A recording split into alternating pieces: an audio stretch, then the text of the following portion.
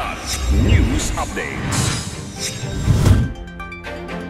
Sa ating mga balita, dating finance officer umano ng New People's Army sa Quezon Province sumuko sa militar.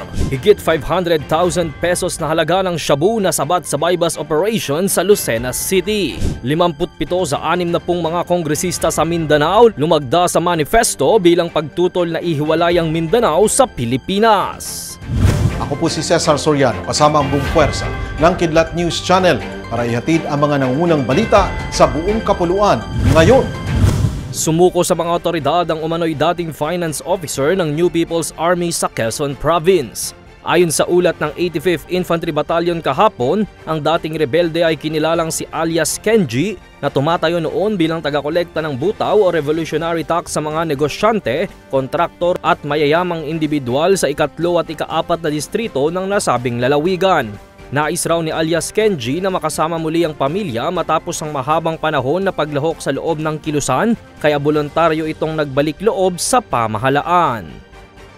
Mahigit kalahating milyong pisong halaga ng hinihinalang shabu ang nasabat mula sa isang tulak ng drogas sa Lucena City. Batay sa ulat ng Quezon Police Provincial Office, timbog ang suspect na kinilalang si alias Reagan matapos magpanggap ang pulisya bilang poser buyer sa bypass operation nitong madaling araw ng Miyerkules. Nasamsam sa suspect ang tinatayang 26 na gramo ng umano'y shabu na nagkakahalaga ng 530,400 pesos at ilang budel money. Kasong paglabag sa Republic Act No. 9165 o ang Comprehensive Dangerous Drugs Act of 2022 ang kakaharapin ng suspect.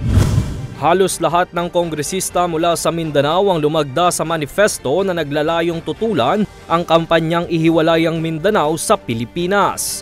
Ayon kay Lanao del Norte 1st District Representative Muhammad Khalid Dimaporo, 53 mula sa 60 kongresista ang tutol sa secession ng Mindanao na iminumungkahi ni dating Pangulong Rodrigo Duterte at Davao del Norte Representative Pantaleon Alvarez. Saad pa ni Dimaporo na tumatayo rin bilang chairman ng House Committee on Muslim Affairs, isa lamang hakbang paatras ang panawagang gawing independent ang Mindanao. Pumirma rin sina Biliran Representative Gerardo Espina at 3 mambabatas ng party list sa nasabing manifesto. Para sa Kidlat News Updates, ito si Joy Reyes nag-uulat. At inyo pong natunghayan ang mga headlines sa nakalipas na mga oras. Manatiling nakatutok para sa mga susunod na updates at breaking news. Ako po si Cesar Soriano, kasama nyo sa bawat pagputok ng balita.